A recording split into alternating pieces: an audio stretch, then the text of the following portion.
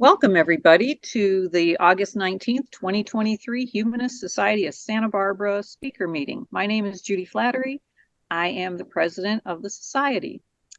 HSSB is a 501c3 nonprofit. We're 100% volunteer run, founded in the mid-90s with about 115, 120 members. We welcome new members interested in humanism and especially anyone interested in contributing their talents to our society. So what's humanism all about? Typically, when we have a speaker meeting, I try to tie together one of the principles or affirmations of humanism, typically the ones written by Paul Kurtz, into the topic of the speaker. This month, I thought I'd do something a little different. Let's look and see what the American Humanist Association sees as humanist values. And so they published something called the 10 Commitments. And so here on the screen, we see from the standpoint of the AHA, kind of a tongue-in-cheek on the 10 Commandments. So these aren't commandments coming from up high of how we need to be or should be, but 10 voluntary commitments that humanists may choose to live. Things like empathy, responsibility, global awareness, environmentalism, humility, critical thinking skills, a commitment to our own ethical development, commitment to peace and social justice, to service and participation, and a commitment to altruism. These all ring very true for me, and I bet for a lot of you as well. Our speaker today is Hemant Mehta, the Friendly Atheist. He's very well known with his podcast, with the books that he's written, and we are humbled and honored to have you as a speaker for us today. He's the founder and editor of Friendly Atheist. He's a YouTube creator, a podcast co-host, a former national board certified math teacher in the suburbs of Chicago, and he coaches a competitive public speaking team. He's appeared on CNN, on Fox News. I'd like to hear about that. And served on the board of directors for Go Humanity and the Secular Student Alliance.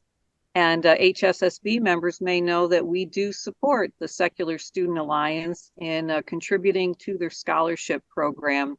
Hemant's books include I Sold My Soul on eBay, which is a very clever thing to do, to put your soul up for sale on eBay, The Young Atheist Survival Guide, and was editor of the book Queer Disbelief. So with that, Hemant, I'll turn it over to you. Thank you so much for joining us today. All right. So for those who don't know me, I'll give you a little bit of background about where I'm coming from. My name is Hemant Mehta. That's my tag on most social media things if you want to get in touch with me. And my website is friendlyatheist.com, which is where I post articles and things like that. And I'll give you a little background about where I'm coming from here. I started questioning atheism, becoming an atheist around high school. And in college, this is like early 2000s, I formed a group for atheists, like a Secular Student Alliance chapter. And I got to invite speakers, and I got to meet all these other people who were also not religious. And the thing is, as exciting as that was for me, because I felt so passionate about it at the time, what was really surprising is a few years later, when it looked like so many people were interested in this thing called New Atheism, and all of a sudden you had people writing books and going on mainstream media outlets talking about this thing that I think a lot of you have probably felt in the past, that I felt in the past, like, yes, these ideas I have had are finally getting more attention outside of just my circles or philosophy circles or like random internet websites and whatnot. And then a few years after that, it seemed to go away, relatively speaking. It seemed like a lot of people stopped caring as much. And I wanted to try to quantify that. And so I want to show you this. Hopefully you are able to see this. This is a thing called Google Trends, but it shows you the popularity of something relative to time. And I started this chart goes from January 1st, 2006 to now.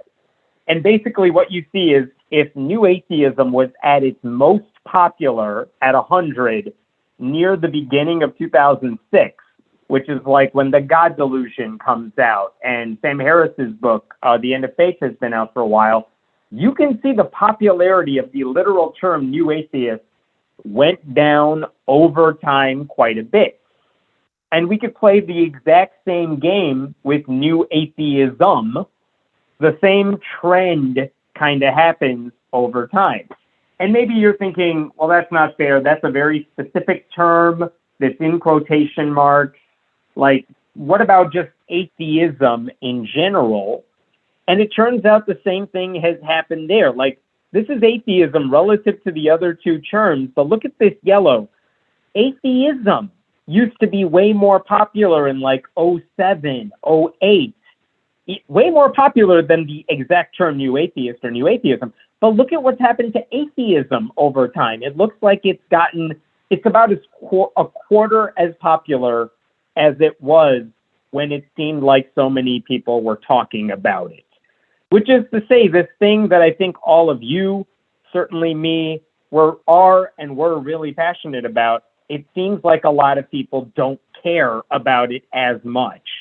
And if you feel like atheism is the basis for critical thinking and rational thinking and all that stuff, well, that seems kind of frustrating and scary that people don't seem to care about this as much. And especially when you talk about the rise of Christian nationalism and all that, that's especially worrying. It also worries me that it seems like our peak has passed. Our best days are behind us. Let me give you just a few more examples of how atheism appears to be going out of style. I took this screenshot recently. This is from Amazon. These are their top 20 books in the atheism subcategory. And if you can check out what books we are talking about here, this is like now. What are people buying when we talk about atheism? And what you see here, there's a few books that are relatively new. Like you could see a book by Andrew Seidel in there. There's, I think Seth Andrews had just written a book. It's in there somewhere near the bottom, his audio book. But by and large, the books you see on this screen that are popular today are the ones written 20-some years ago by Dawkins, Sam Harris, Christopher Hitchens, or they are responses to those books written by those guys. And I think what this tells us is that the way people think about atheism today, the way they interact with atheists today, is still largely defined by what those guys wrote 15, 20 years ago. Like, it's not like the conversation has shifted over time. And to some extent, that seems frustrating. Like, if all those books were trying to make you become an atheist or trying to make a casual reader become an atheist, like, haven't we moved past that? Shouldn't we be having a conversation about what to do from there? But it doesn't look like people are interested necessarily in those conversations. So that seems a little frustrating. Just to give you some more anecdotes here, this is the Reason rally that took place in 2012. That's Richard Dawkins speaking in Washington, D.C. I've heard some estimates that there were 20 to 30,000 people at the mall in Washington, D.C. for this event. I don't know how accurate those numbers are, but it was packed. And this may have been the largest single gathering of atheists in the United States at any one time. And if any of you were there, I mean, it was a big event. It got a lot of attention from the media. They had a lot of speakers there. But here's the interesting thing. 2012, if you want to say, that was almost the height of all of this, all the conversations that were going on. In 2016, they had another Reason rally. And this is what it looked like from my vantage point at one point there. It was just a lot smaller. It didn't have the draw. It didn't get the attention that the 2012 one had. And I know it's not an apples to apples comparison here. Like, there's a lot of factors that went into that. But if you're wondering, like, why would that happen? Why would the interest in this thing go down, especially at a time when this happened before the Hillary Trump election? Like, religion was a big deal, so how come we weren't a factor as much? I think there were a few reasons for that. I'll give you a couple here. One is that mainstream debates also seem to have vanished. I know Silverman has a weird reputation these days, but do you remember this guy, the president of American Atheists at the time, would appear on Fox News to clash, to talk about religion. They wanted Fox News hosts to talk about atheism with other people. That doesn't happen anymore. They either talk about us or they just move on without us and don't talk about it at all. That doesn't happen anymore. I would also argue a lot of the places people talked about atheism, whether it's websites, blogs, those hubs seem to have gone away too. There used to be a lot of places where you would hear atheists talk about their lives, the issues that were going on. And a lot of those hobbies have gone away. A lot of the websites that hosted those conversations have gone away, which is frustrating as well. So I say all that to say it looks like there's a lot less interest in this thing a lot of us are very interested in. But at the same time, this is a talk that is supposed to be optimistic. I want to tell you why I'm optimistic about this stuff and why I think we're heading in a good direction for those of us who still care about atheism and humanism and things like that. You've probably seen, if not this graph, a lot of graphs just like this.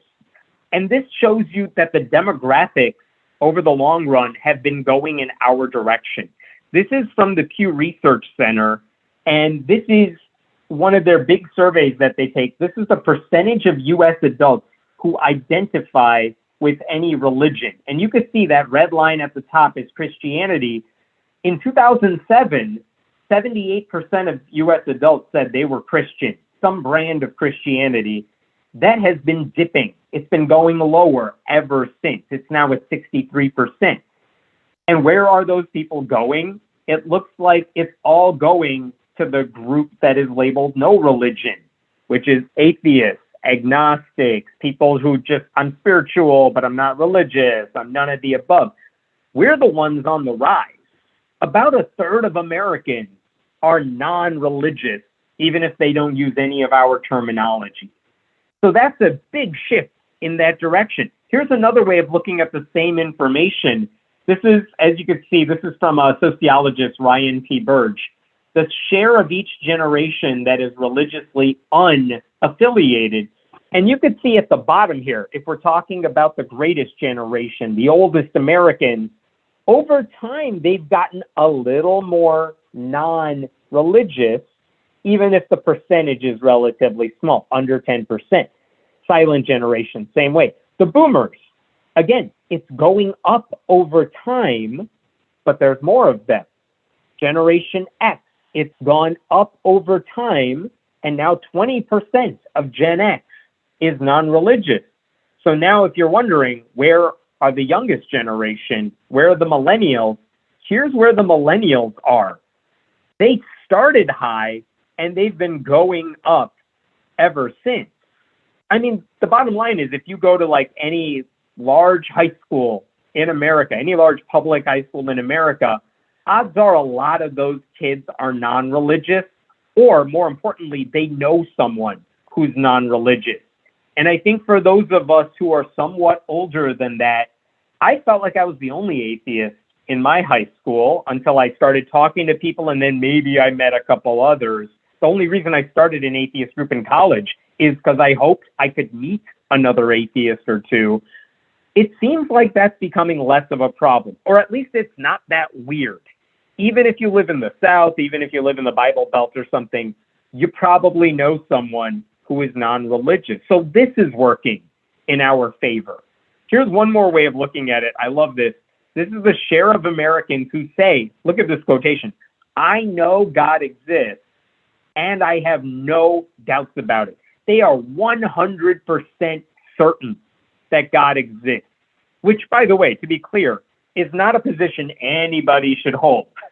Like you could say, I'm pretty sure God exists. I have faith God exists. No. These are the people who are 100% certain God exists. And if you look at the far left here in 1988, it looks like, what is that? A little more than 60% of people said, I'm dead set God exists. Guess what has happened since then? In 2021, when they did this survey the last time, this is from something called the General Social Survey, which is a massive repository of information. it dipped below 50% for the first time ever. That means more than half of Americans, if this is correct, more than half of Americans say, I've at least had some doubt, which is kind of a thing a lot of us have been hoping for a long time. Like, I can't make you an atheist, but maybe I can plant that seed of doubt. And it looks like more people than not have said, yeah, I've had some doubts in the past, even if I do believe in God. So why is all of this happening? I think all that work from the new atheists, those books, those conversations, all the things groups like this one did a while back, it has seeped into the culture, even if we're not necessarily feeling the benefits of it all. This is an article from Salon, published in 2021 by sociologist Phil Zuckerman, who's also from California. But I want you to really read this thing, because it shows that the reason a lot of people say they are religious is always because, well, it provides morality, right? That's the goal of all these humanist groups too, is to show you can be good without God.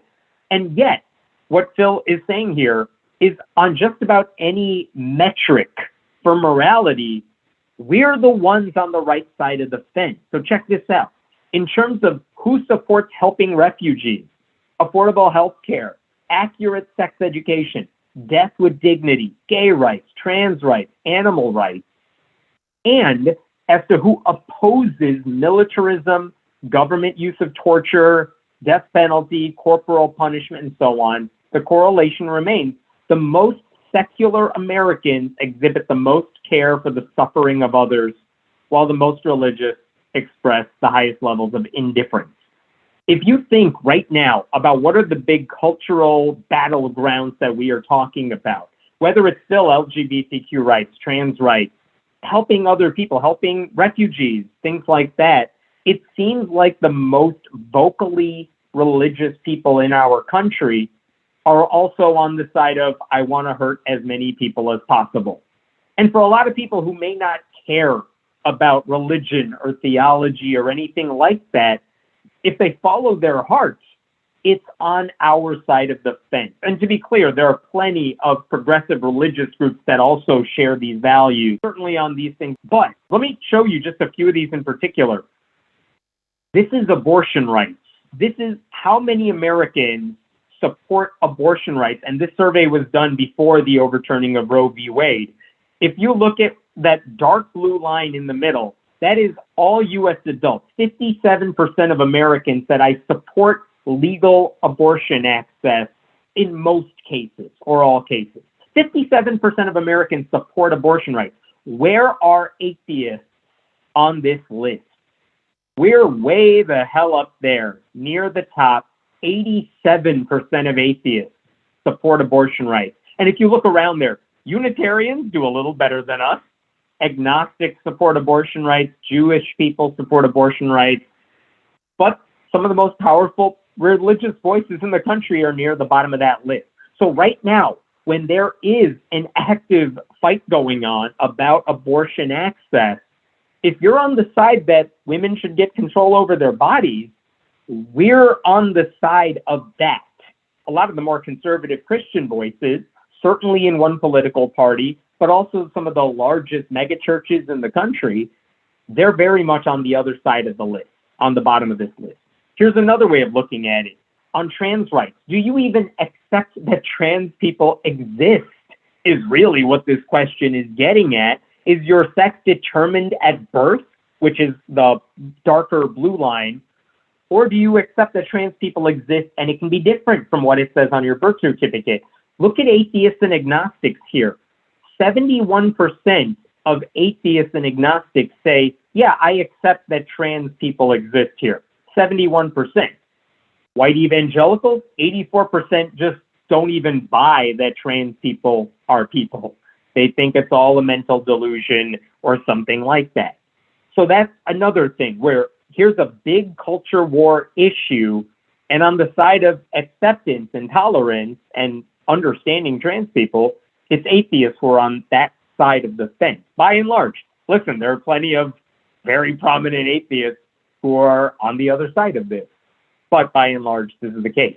Here's another one, a death penalty. if you see this as a moral issue, that we should not have the death penalty. There are too many people who slip through the cracks there.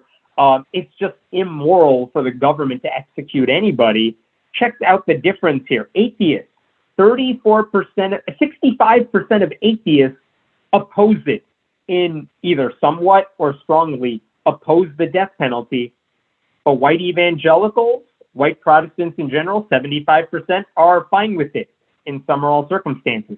Again, this goes to the heart of another moral issue. This one is not in the middle of a culture war right now in our country, but there's a clear dividing line between what you feel is moral or not. And if you care about the death penalty, here's a dividing line. Pick your side or figure out who's on your side, you know? One last one here. This is before the COVID vaccine was available. The question was, if there is a vaccine for COVID, will you get your shot? And if you're on the side of science, you understand how vaccines work and how the more people who get vaccinated, the harder it is for a disease to spread. Look at where atheists showed up on here. 90% of atheists said, I definitely am going to get the vaccine, or I probably will get the vaccine, or because this was in February of 2021, I have gotten the vaccine. 90% of atheists were like, yeah, of course I'm going to get vaccinated. But if you look at white evangelicals, nearly half of them said, I'm absolutely not going to get vaccinated. And that is before an entire political party started demonizing vaccinations in general. So again, if you see this as a moral issue, not just a health one, like, should you care about your fellow mankind? Should you not want them to get the disease? This is a moral issue, and we're on one side of it. So I think all of this has to do with who we are. Who do we represent? Are you on the side of thinking about other people, thinking about humanity, helping others? And it seems like pick your poison, pick whatever moral issue you want. We're on one side of that. And I think that's an important reason a lot of people are saying, I may not be an atheist, but I really don't think I belong to any organized religion that's out there. You know, there's a lot of people who might say, I still believe in God, but there's no way I can call myself any religious label you want, which is interesting. And by the way, our numbers have gotten so big that there are now massive studies that are being done about atheists and agnostics. Do you all remember there was a time not that long ago when if there were surveys done about religion in America, we were always an asterisk. We were always a group of people there were so few of us that they had to lump us all together with other nuns, so to speak, NONES. Now there are enough of us where you could see entire studies. This one's from American Atheists saying, who are atheists? We're not a monolith, but where do we differ on various issues? Let's dig into that.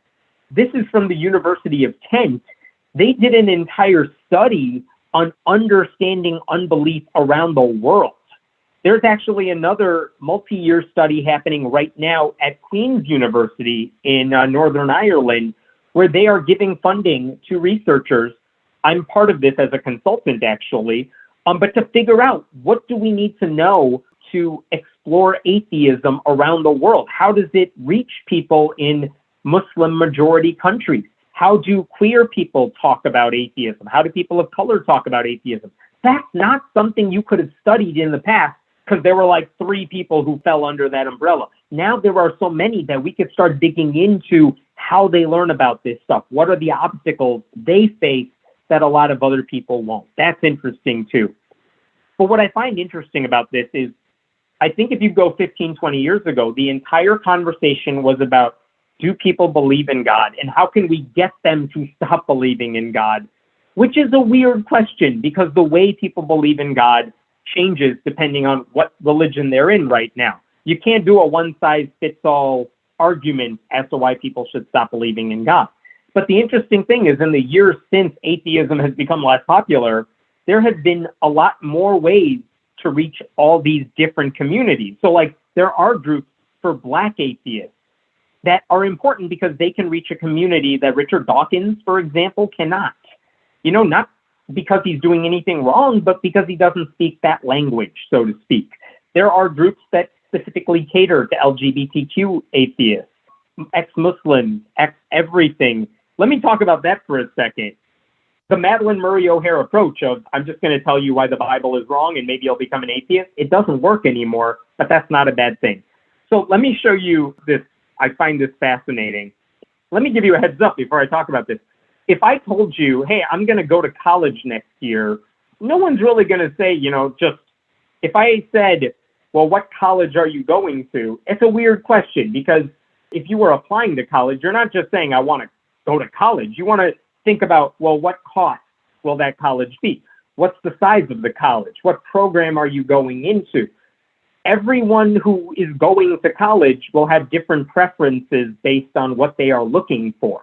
And that matters. One college does not fit all. And that's the same thing happening with atheism and people exploring atheism. So how many of you know the guy on the screen who is on the left?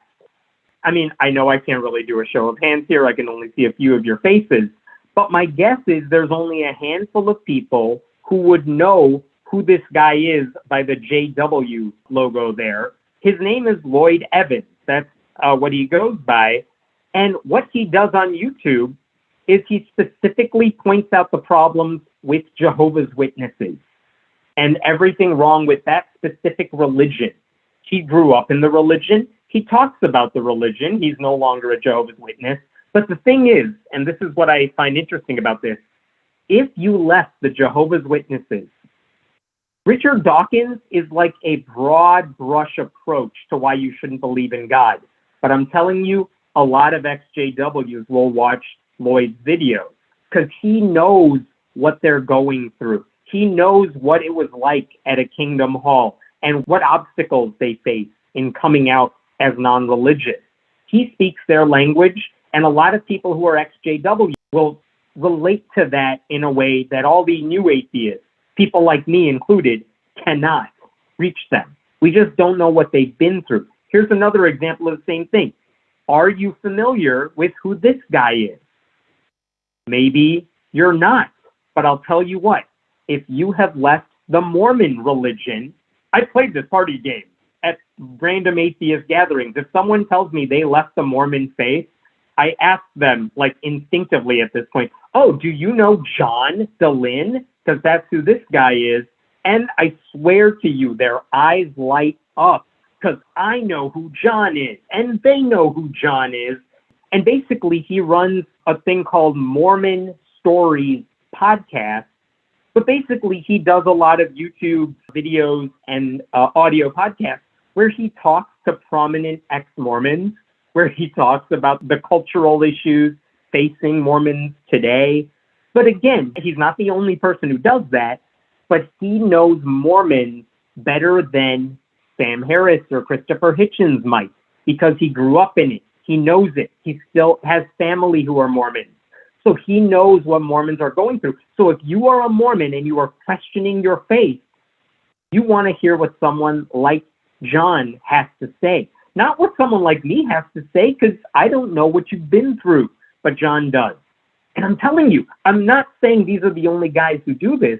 There are so many people. This is someone else who speaks the same thing. Her name is Ellie. She does a YouTube channel called Ex Fundy Diaries, but she's a former fundamentalist Christian. And I'm telling you, if you've left a fundamentalist church, she will understand what you've been through better than anyone else ever could, and that matters. There are so many people like this. We could do this with any X, name your religion, whatever. There are people who have been through that situation, and there are now more platforms for them to talk about their former religion and why it's wrong, and they're not afraid to criticize it, and they are able to reach more people than just a broad brush, atheism is right, religion is wrong. That mentality doesn't work anymore. So atheism may not be popular anymore, but people who are leaving their religion are finding people like this. I want to show you one more. Here's a guy named Abraham Piper. His dad is John Piper, who is a very conservative Christian preacher. Abraham is not. I will just tell you, he makes a lot of TikToks where he talks about weird anecdotes from growing up. My son had to wear a tie the other day, and I asked if he needed help. And of course, his answer was, I know how to tie a tie, Dad. Which was news to me, because he's never really had a reason to wear one. I remember exactly when and why I learned to tie a tie. I was 10, and I was going on a missions trip by myself. What's a missions trip, you ask? It's a white savior's evangelical vacation that other people pay for. And the org I was going with required dressing up on Sundays and whenever interacting with the public. Thus the need to tie my own tie. This requirement was alongside memorizing the KJV, not talking to girls, and running a mile every morning. Oh, guess where the missions trip was too? One of the darkest places on earth. Florida! That's right, 10-year-old me and my cohort of other pre-adolescents took the message of Jesus and his ghastly demise to Orlando. I mean, if I had to guess who was going to get bathed in the blood of the Lamb, I would put my money on Florida, man. Why am I even telling you this? It's not even a story. Tying a tie, missions trip, Florida. I don't know. Suffice it to say, I look dapper as fuck doing my DC Talk puppet shows. All right, this is getting way too niche. I gotta go.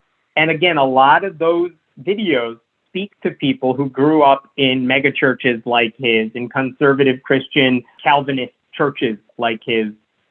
All these people connect with so many more people that I think a lot of us may not even know this is happening.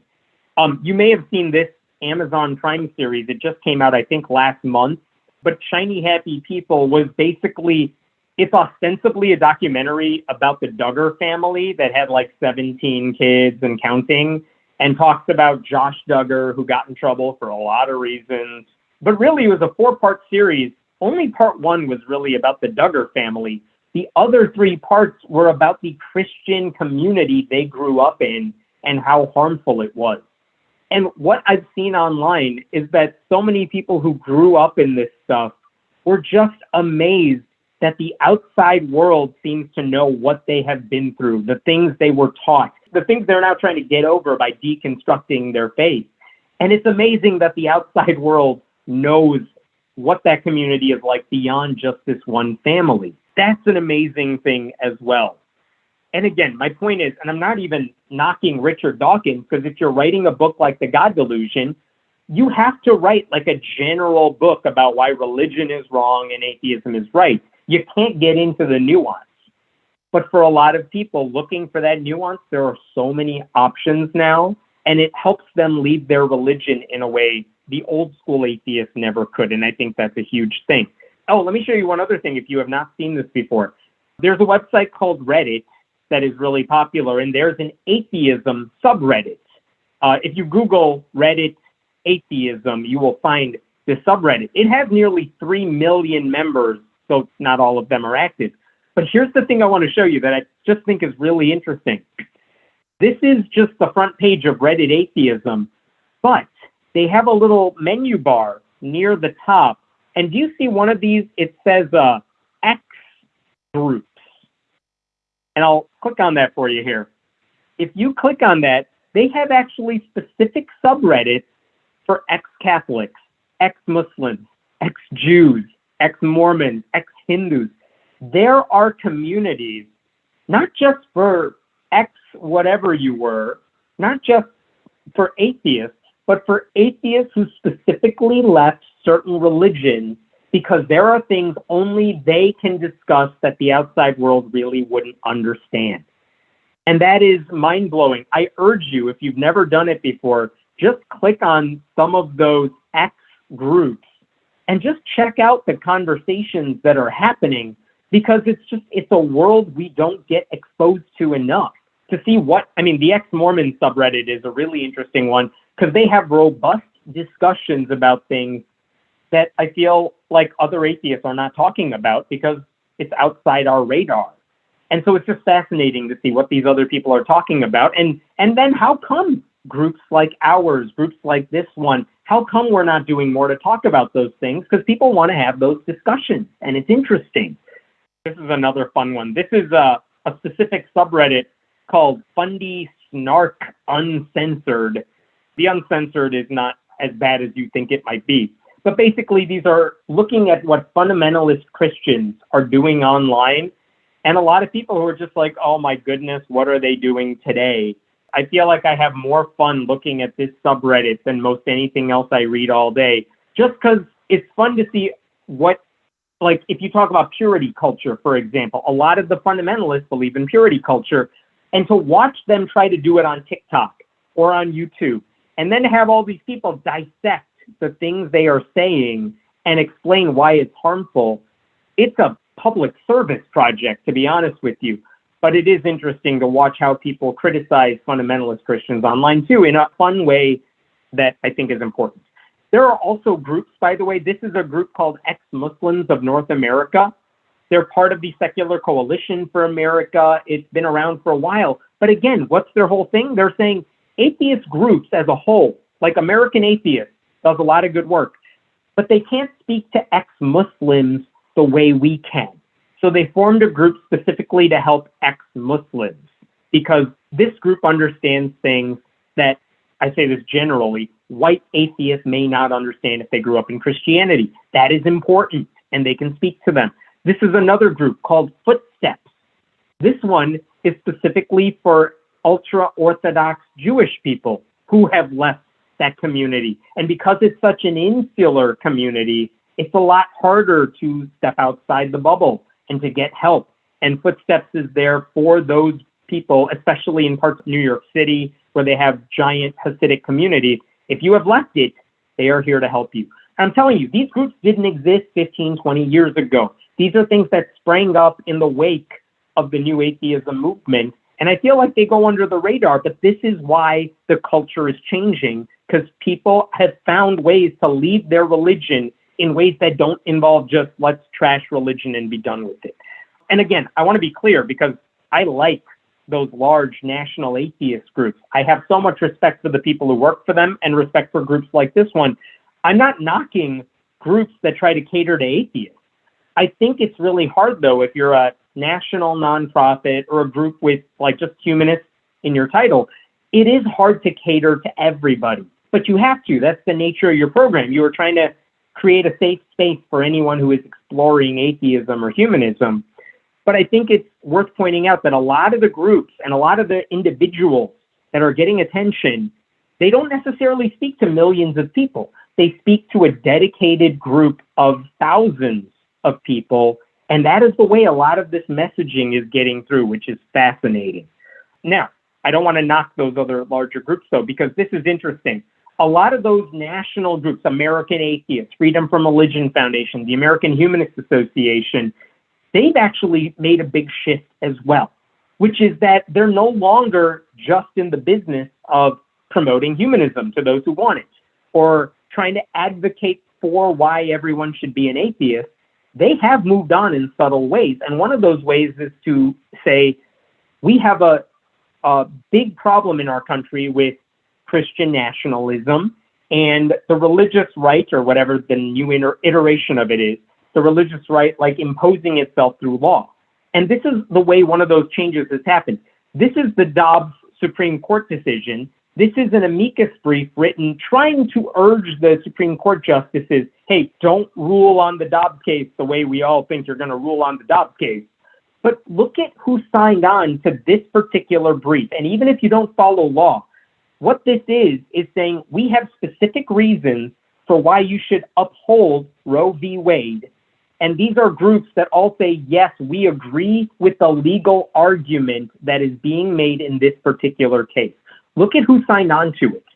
At the bottom here, you have Americans United for Separation of Church and State, the American Humanist Association, but then look, a Jewish Partnership for Justice, Interfaith Alliance Foundation.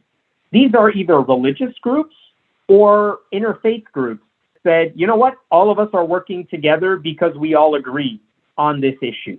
That's interesting. Here is another case.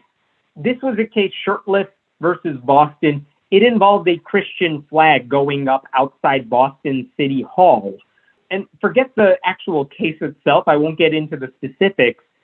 But this is a brief where a lot of groups said, hey, we think the court should rule in one particular way. But once again, I tell you, look at who's signing on to these arguments, because this is a church-state separation issue.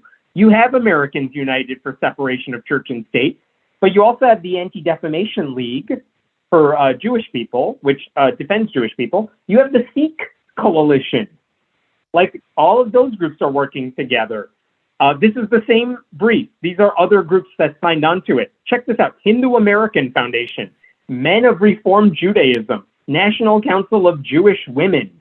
Look at this collection of groups. One more page of this. American Atheists, American Humanist Association, Americans United for Separation of Church and State, Unitarian Universalists. This is a big thing that's been happening. I did cherry pick this one brief so I could show you this, but in a lot of lawsuits that involve church-state separation and Christian nationalism trying to impose its will on everyone else, the amazing thing is that a lot of atheist groups have said, you know what, we disagree with Jewish groups and Sikh groups and Christian groups on a lot of important issues that are important to a lot of us. However, on these church-state separation issues, we all share the same view that the government should stay out of it, and we're going to work together toward that end. There has been more cooperation in the past several years between quote-unquote atheist groups and progressive religious groups of all stripes than I have ever seen before. They're not afraid to work with us, and we are not afraid of working with them because we all seem to think it is more important that we fight a common enemy, in quote hands, than just going our own way and advocating for the things we believe in, which we also do, but also on these issues we need to come together. That is a change in what happened 10, 20 years ago, and I think that's a good move. You are starting to see a lot more cooperation between the lawyers for these organizations and the way their rhetoric is too. There's a lot less, let's just trash religion because it's religious, which I know a lot of us might want to do in our spare time, but also strategically, it's saying, I disagree with them on religion, but there are bigger fish to fry, so let's focus on that, and we will save the theological debate for when we're getting drinks later. If you want to fight about religion, we'll do that on our own time, but for now, let's look at this. I think that's a big change as well. That's an important shift. So, do you remember like the Christopher Hitchens book, God is Not Great? Do you remember what the subtitle of it was? Something like How Religion Poisons Everything. I feel like a lot of the biggest atheist groups in the country have moved away from that rhetoric, have moved away from that thinking. That religion can just be defined by one word, but also, no, it doesn't poison everything. There are too many good religious people out there. We need them on our side to fight these bigger battles, and then we can discuss theology after that. That is a shift. In a way, I think a lot of us, I will speak for myself here, a lot of us talked about religion in the past, where all religion was wrong, religion needs to be defeated.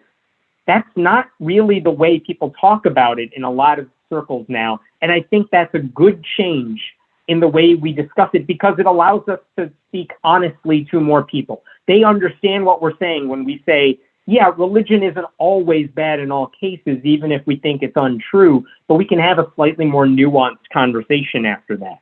And that, to me, is a good change in the right direction. I'll show you a couple other reasons I'm optimistic, and I'll wrap this up. After the January 6th insurrection happened, we can all make a case for, there's been discussions ongoing as to why that happened, who caused that, all that stuff. I'm not making a political argument here. But one of the things that was pointed out is that Christian nationalism played a role in the insurrection. You cannot talk about the insurrection without talking about the role Christian nationalism played in it. And it's not just atheist groups saying that. You actually had progressive religious groups make the same argument. You had historians making that argument. And because they worked together, they issued this booklet, small booklet, about making the case for why Christian nationalism played a role in it.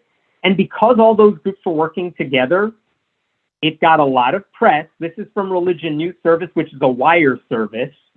But it also got press in the Washington Post, how the Capitol attacks have helped spread Christian nationalism in the extreme right. And by the way, it got so much attention that a congressman, Jared Huffman, the only openly humanist member of Congress from California as well, he actually spoke on the floor of the House. This is his words. Mr. Speaker, I rise today to bring attention to a dangerous ideology threatening our democracy, white Christian nationalism. To have a congressman not afraid to call that out from the floor of the House, go back 10, 20 years. Can you imagine a member of Congress having the courage to talk about religion in this way, in an honest way, and not worry that Christians were going to vote against him, because he's not talking about all Christians. They get the nuance. But having the courage to call this out, that is a big deal. While we're at it, this is a couple of people. Evan Clark over there works out of, I think, Los Angeles with Atheists United. Sarab Lane here has also worked with him. But they formed a political consulting organization to help more atheist candidates get elected. That's a wild thing. Who knew that was even possible a while back? That's incredible. This is Sarah Henry. I'm just posting the screenshot here. I know it's not political, but I'm saying this is someone who grew up in atheist circles, like was a board member of the Secular Student Alliance. She ran for Florida's House of Representatives in 2020. She's running again right now. Again, this is someone who's not hiding the fact that she's an atheist, and she's running for office. And that's an incredible thing. This is happening more and more. That is something we wouldn't see. This is Megan Hunt. She is a state senator in Nebraska. She is an open atheist, but she would never join any of our groups. That's not her style. But she is one of the handful of progressive lawmakers in a very conservative legislature. Nebraska is the weird state that doesn't have a House and a Senate. They just have the Senate, and there are like 49 state senators, and that's it.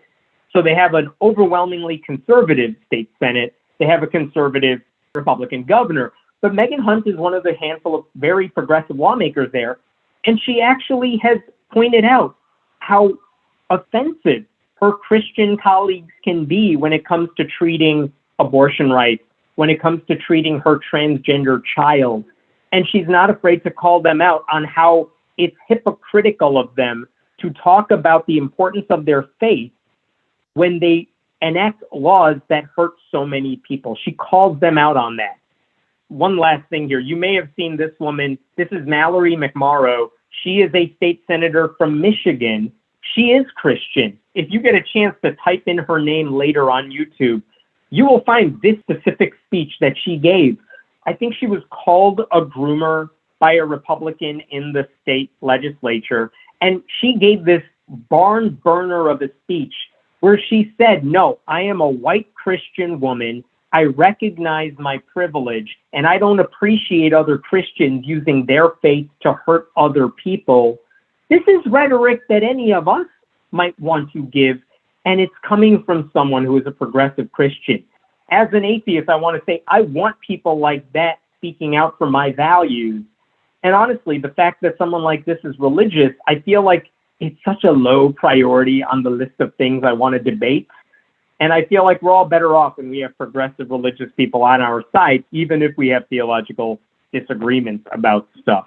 I think the biggest takeaway here is that religion's not the boogeyman for me, personally, as it used to be. I think atheism is not as useful of a word either as it used to be. And I feel like I'm a straight guy, but I feel like this happens to people who are gay as well. Like when I was growing up, being gay and coming out as gay was such a big deal. There was so much pushback publicly. But these days, if you tell someone you're gay, depending on where you're at and the circumstances, it's probably not as big of a deal. I think a lot of people might say, oh, all right, and then they move on with their lives. And I think in a lot of ways, it was such a big deal for a lot of us to come out as atheists. And I don't think that's really the case anymore. I think in a lot of cases, especially as you go with younger people, they're like, oh, you don't believe in God? Join the club. A lot of us don't believe in God. Or we believe in God, but we don't belong to a church. Or we belong to a church, but it's a relatively progressive church. And like, we can work together on there's so many overlapping values that the label atheist doesn't seem to matter as much as it used to. It certainly doesn't have the shock value that it used to. And I was looking if I could find like one last example of this, of proof that people are not afraid to poke fun at religion anymore in a way that I don't think we would have seen a while ago. And one example I could think of is, well, I love crossword puzzles. I love doing crosswords. I've written crosswords. And the king of all crosswords is the New York Times. And it turns out if you're a New York Times crossword constructor, there's actually a really neat database you can use where you could type in a word you might want to put into your crossword puzzle, and you could find out has this word been used in past puzzles? And if it was, how did they clue it? Because that might help you figure out how do you want to clue a certain word. Well, this is the database for the word God. And if you look from the very bottom, from when the current editor kind of took over, he's been there ever since, Will Shortz. In 1994, if they had the word God in a crossword puzzle, how did they clue it? Well, you could see here, the Almighty, and it's been used 4 times in the New York Times crossword like that. Or they might say, if they want to be cheeky about it, Mercury or Mars. Get it? It's a god. Or they might say the 4th word of the Bible. All of these are kind of very respectful ways of talking about God. Look at the second one down on the list. Praise be to blank. Like, yeah, I mean, if you're a solver, you're going to figure out that the answer is God. If not now, then eventually. That's the idea here. But let me show you this. In the past few years, let me show you how people have been cluing the word God in the New York Times crossword puzzle, which is designed for people who I think are 95 years old, and myself, because I do them all the time. Look at how they've clued it. This is from December 2022 and in the past couple of years. Word in the Declaration of Independence, but not in the Constitution. What's here? One of 2 words added to the Pledge of Allegiance in 1954. Interesting. Thor or Loki. Now we're getting into mythological gods, not just other ones. And again, yeah, there are some of the typical ones also. I mean, the fact that the New York Times is not afraid to possibly offend some people who are solving their puzzle, I think that's a sign of how even religion you can kind of criticize, because I think a lot of people know what you're talking about. It's not as scary as it used to be. I'm going to leave it at that, and I'm going to leave that up there for just a second. This is how you can contact me if you have any questions. Again, friendlyatheist.com. You can subscribe for free to get my articles and things like that. Thank you to the Santa Barbara group for having me. Thank you to Judy for inviting me. And if you have any questions, I am down to answer them. I love what you were talking about. The atheist is no longer the A word, right? That we don't, that we're uncomfortable talking about. And just thinking myself, when I got married, I was raised Catholic, and it was a big deal that my husband and I didn't get married in the church, that we got married in a secular wedding. Now, I can't think of the last church wedding I've been to. Within the millennial generation, every wedding we've been to has been secular. You know, your brother marries you, your best friend marries you, somebody, like that. Oh, that in itself is such an interesting thing. And they have more interesting tabs on that in other countries. Because one, there is a fight for the government to acknowledge humanist weddings because there are so many of them. And in some states, even right now, like some states, you have to have a religious person marry you, which is why you can even buy one for like 10, 15 bucks online because it's a church. And if you want your friend to marry you, you might have to go through that. But there have been lawsuits trying to say, why don't make us jump through that hoop? Just let us marry our friends, or if they have a humanist chaplain or something like that. I mean, but you're right. There are fewer religious weddings than there used to be. Yeah. Robert, you have a question? Thank you so much. Wonderful talk. I love the positive take on everything. One aspect of that is that people may just see that they don't need to join any atheist groups because, well, it's just so common now, it's no big deal. So that's great, except that it's a downside, which is that people start taking these rights for granted. And that's what happened like with feminism, where people thought, oh, yeah, that was a battle that our mothers fought. We don't have to worry about that. Maybe you could comment on that. Yeah, I unfortunately think you are right. People don't necessarily feel the need to join a group, which is frustrating when you are running a group. What's also interesting, though, is I think a lot of the people who might have joined atheist organizations in the past, whether it's a local group or a college group or anything, I feel like they've probably shifted a lot more to joining causes or cause-based organizations because that seems to be the best way to live out their values. So unfortunately, there is a need for feminist groups right now because there are so many attacks on that. Or they're joining LGBTQ groups because of those attacks. And as much as, and I know I'm saying this to the humanists of Santa Barbara, like as much as I want our groups to thrive, sometimes the people who might be interested in joining your group want to join because they don't like school boards being taken over and having science and sex ed ruined. So they might join a local progressive group instead because that's a direct extension of what they care about. And I don't see that overall as a bad thing because these people are still active and pushing humanist values in other ways. But definitely as organizers, it's frustrating because they're not necessarily joining up over the bond of being humanist or the bond of being atheist, and that can be frustrating. But at the same time, that's not necessarily a loss because it's not like those people are not going anywhere. So it is frustrating that a lot of atheists like conferences, they don't have as many attendees as they used to. But at the same time, it's not because people don't care, it's that they care very much and they just go to where those things are happening directly instead of through us. But that also means there's an opportunity for groups like this one to align with value-oriented groups that might share the values of this group, and maybe there's a room to work together and grow both.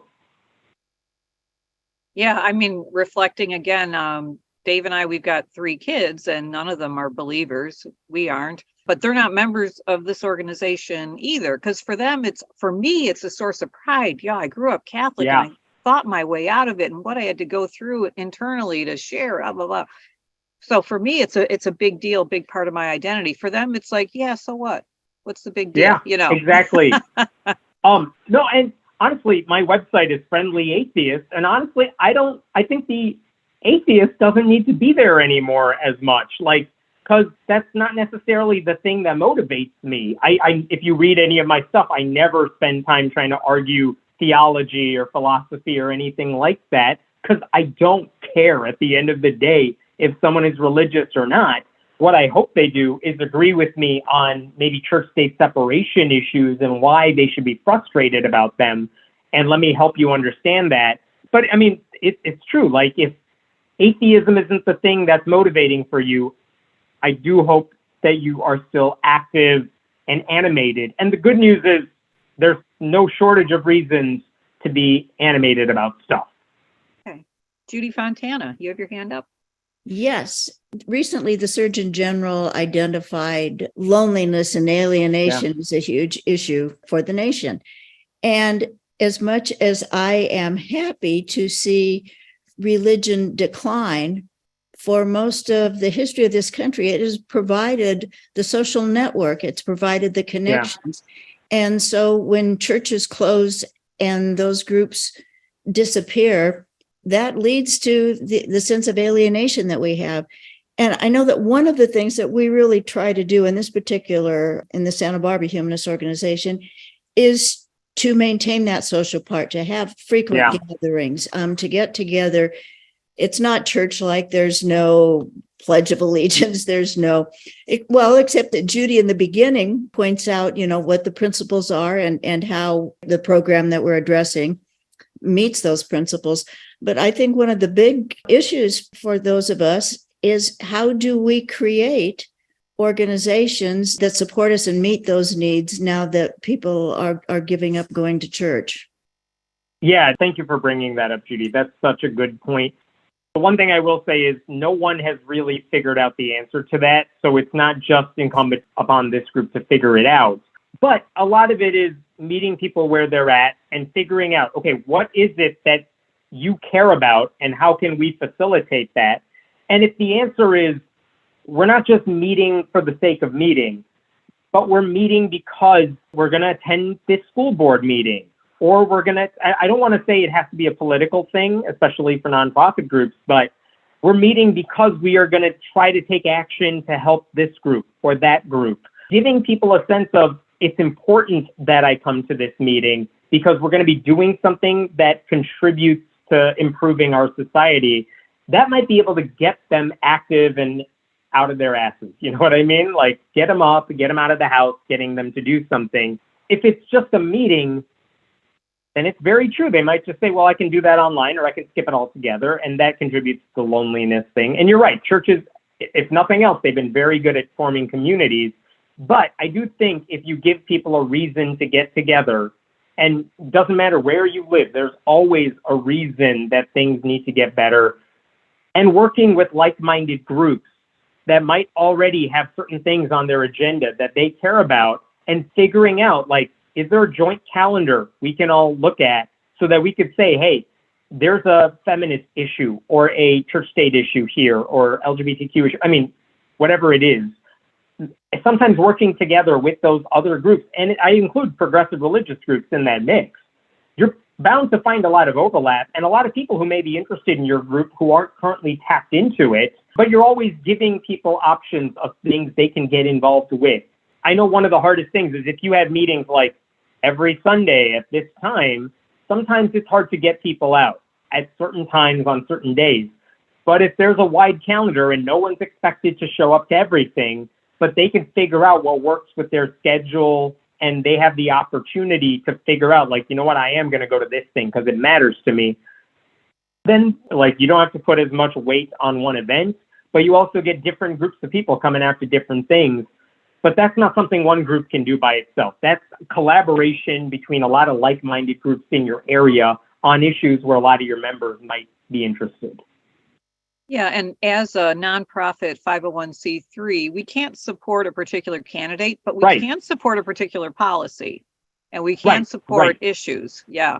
And like this year, we had a wonderful program on unhoused population in Santa Barbara and what was being done about it. We've had a conference last fall on mass incarceration. So there are issues, but then are there things then that we can collaborate with other groups and those issues that I mean, taking mass incarceration, just to name one, like, I think there are a handful of atheists who might say, yeah, but what does that have to do with atheism? And the thing is, if you want to just argue about why God doesn't exist, or you want to do Christian counter apologetics and stuff, there are plenty of spaces online, Discord, name your forum, where people can discuss that. But if you want to get people gathering in person, finding these issues that, again, mass incarceration isn't my particular thing that I would like stop what I'm doing to try to address. Not that it's not important, it's just not my particular passion. But I promise you there are plenty of people who care deeply about it, but there might be another issue that other people care about. And again, like was pointed out, these are issues that everyone can get on board with, not a candidate. These are issues, and everyone, I mean, banned books, libraries shutting down. Those are things like communities can get active in, and different groups can join forces to make something happen. So all of those things are important to combat that kind of loneliness, and I'll just be a lurker on the sidelines and just watch what other people do. Like, no, you want them involved. And if you can get more people involved, you never know who's going to step up. And then if they step up and be a leader, maybe they run the group, maybe they run for a local office or something like that. That's how those leaders form. Great. Any other questions? I see, let's see, Angie, you have you said great points, Hemant. Instead of promoting atheism specifically, we should promote critical thinking in general, and it should make pathways for people to start asking anything and everything, including the existence of gods. I appreciate that, Angie. It's not that I don't think atheism or promoting atheism is important. I know a lot of us got interested in this whole movement because we enjoy doing that. But I think for a lot of us, and I speak to probably most of the people in here, I am an atheist. I don't need any more convincing of it. So trying to argue why God doesn't exist is boring to me because I don't personally need it. So the question I'm trying to ask myself is, okay, I am an atheist. Now what? And so I like the idea of promoting critical thinking and reason-based policies. And there are so many applications of that that might be useful that trying to get interested in that stuff seems like a better strategic idea if you're trying to draw members or interest. That just seems like a way to build your membership rather than just saying, well, today we're going to talk about why, the anthropomorphic argument or we'll make the ontological argument here. There's a handful of people interested in that. They are all online. I promise you they have another option. Thank you again, Hemant. That was fabulous. Absolutely fabulous. Sure. Thank you, everyone, for sticking around on this Saturday. And thank you for having me. I hope I get to see you all in person soon. Again, I want to thank our speaker, Hemant Mehta, for his fabulous presentation, and want to thank every one of you for attending this. And thanks to all the board members and volunteers who helped make this a really wonderful organization.